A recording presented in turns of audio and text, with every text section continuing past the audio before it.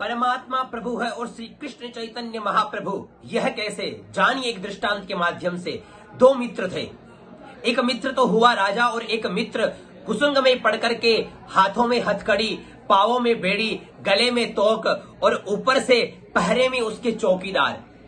इस प्रकार कैद में पड़ा हुआ, महाकष्ट में पड़ा हुआ वह अपनी मुक्ति के संबंध में विचार करता है और विचार करते हुए उसे अपने मित्र की याद आती है कि संकट में मित्र ही एक है जो सहायक होता है। विपत्ति काल कर सतगुण नेहा, तो मेरा मित्र तो राजा है, समर्थ है, वह तो मेरी सहायता अवश्य करेगा। तो उसने राजा तक यानी अपने मित्र तक अपना जो हाल था वह सुनाया। तब राजा ने कहा कि यदि वह मेरा मित्र मेरे पास आ जाए तो मैं उसे बंधन से छुड़ा दूं। कैसा मधुर सा और टका सा जवाब है। न तो वह राजा के पास जा ही सकेगा और न बंधन से छूट पाएगा। दृष्टांत में समझिए कि जीवात्मा और परमात्मा दो मित्र है। यथा द्वा सुपर्णा सयुजा सखाया। परमात्मा राजा है और जीवात्मा बंधन में पड़ा हुआ नाना कष्ट भोग रहा है।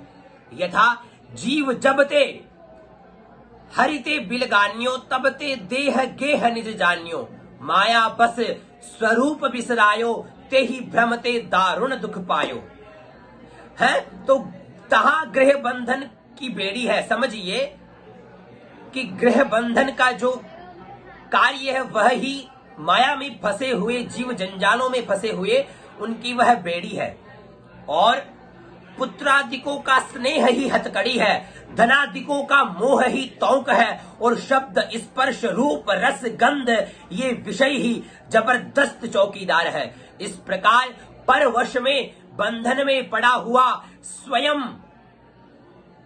जो पड़ा हुआ यह चाहता है कि मैं छूट जाऊं इस बंधन से, लेकिन स्वयं छूटने में असमर्थ है, क्योंकि भगवान के मुख के वचन है कि देवी येषा गुणमयी मम माया दुरत्या, मेरी माया बहुत ही दुष्कर है।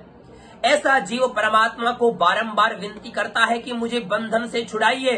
तब भगवान कहते हैं कि तुम मेरी शरण में आ जाओ तो मैं तुम्हें छोड़ दूंगा।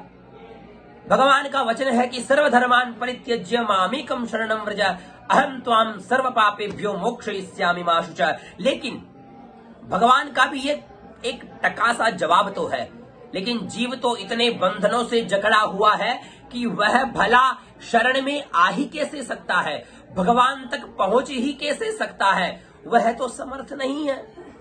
परंतु जीव तो जब संत, सदगुरु, आचार्य कृपा करके उसे कथा, वार्ता, सत्संग, उपदेश के द्वारा विविध बंधनों को छिन्न भिन्न धीरे धीरे करते हैं, धीरे धीरे सत्संग के प्रभाव से, सत्संग के प्रभाव से, कथा वार्ता एवं संतों के प्रभाव से जब धीरे धीरे बंधन की जो बेड़ियां हैं वो धीरे धीरे कटती है, छूटती है, तब सदगुरु ऐसे आचार्य कृपा करते हैं, तब वह भगवत शरणागत हो पाता है।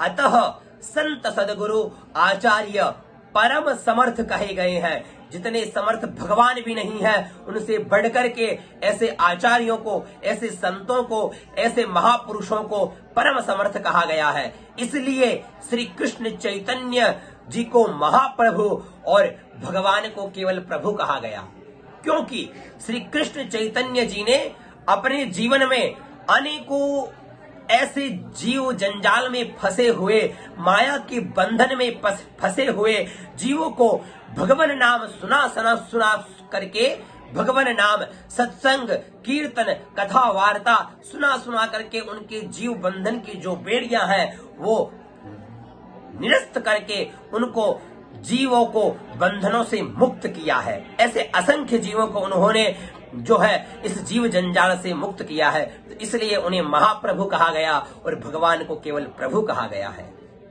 जय जानकीनाथ। ये जानकारी आपको कैसी लगी वीडियो के माध्यम से कमेंट करके जरूर बताइए।